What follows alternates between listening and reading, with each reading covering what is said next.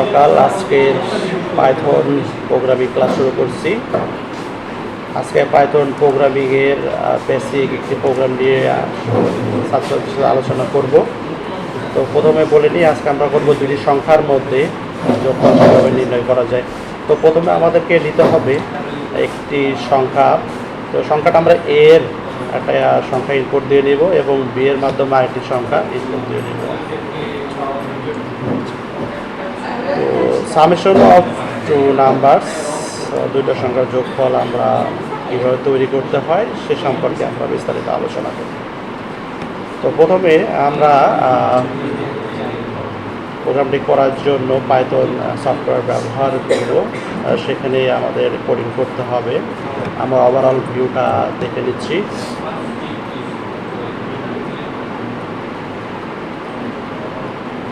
তো আমরা এখানে দেখতেছি যে এন এবং এম দুটি ভ্যারিয়েবলের মাধ্যমে আমরা কিভাবে সংখ্যাগুলো ইনপুটটি দিব।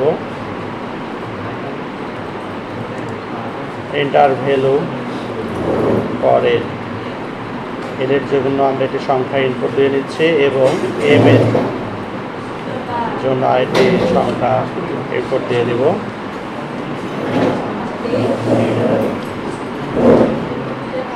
এরপর আমরা সেভ দিচ্ছি, ফাইল থেকে গিয়ে সেভ করব। তো আমরা দেখলাম এখন আমরা এটা সফটওয়্যার অ্যাপ্লাই করছি।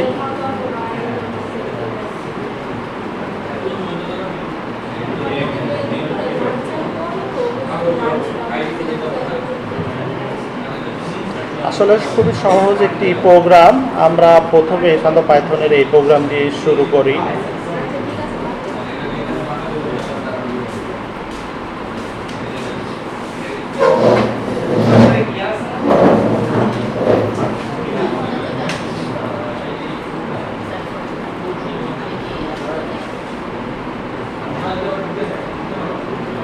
আমরা ইন্টিজার টাইপ হিসাবে দুটি সংখ্যা নিয়ে নিচ্ছি।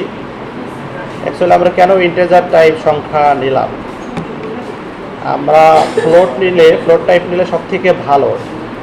ইন্টিজার নিলে কিন্তু দশমিক সংখ্যা আসবে না, বা ফ্লোট নিলে দশমিক সংখ্যাটা অবশ্যই আসবে যখন আমরা দুইটা সংখ্যা যোগ করব। তো এন এবং এম যে দুইটি ভ্যারিয়েবলের মাধ্যমে সংখ্যা দুটি নিচ্ছি, সেটা আমরা আরেকটা ভ্যারিয়েবলের মধ্যে আমাদের এটা স্টোর হবে। হ্যাঁ,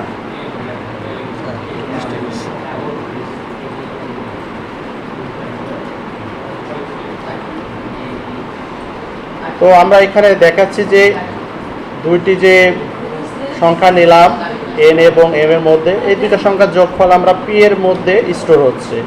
তো আমরা এখন কিন্তু দুইটা সংখ্যার যোগফল কার মধ্যে আছে? পি এর মধ্যে।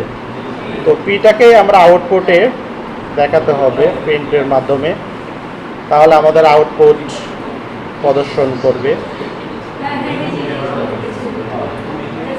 তো আজকের ক্লাসে সবাই মনোযোগ দেওয়ার জন্য সবাইকে ধন্যবাদ।